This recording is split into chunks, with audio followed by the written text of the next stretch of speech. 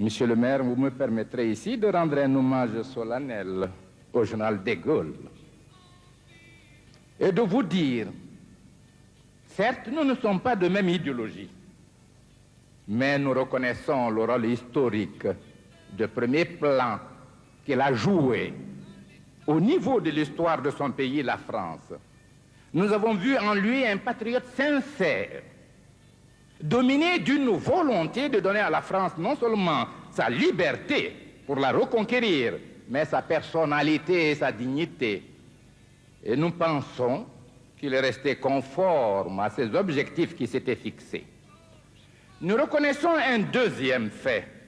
N'eût été le général de Gaulle, peut-être que l'indépendance de la Guinée serait toujours une réalité de l'avenir, mais pas celle de l'année 58. Nous lui sommes redevables de l'indépendance de la Guinée. Une analyse des faits démontre que c'est parce qu'il a un sens de dignité qu'il y a eu cette parfaite harmonie entre le dire et le faire. Alors que le projet de constitution était un peu équivoque quant à l'accession immédiate, mais la phrase prononcée par le chef du gouvernement français à Conakry disait au peuple guinéen, si vous voulez l'indépendance, vous pourrez la prendre le 29 septembre. Et je garantis au nom de la France qu'aucun obstacle ne sera dressé sur votre chemin. En France, il y a eu des partis politiques qui disaient, ah, c'est une personnalité, le chef du gouvernement, qui a fait la déclaration, mais il faut une réunion de l'Assemblée, il faut telle et telle procédure. Il a dit non.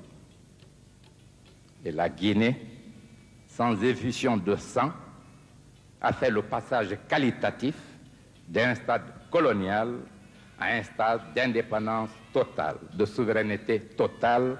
Et chaque fois que nous ferons l'histoire de notre pays, nous rendrons hommage à celui que nous considérons comme élément déterminant de cette accession de la Guinée en quelques heures après un vote. C'est ça.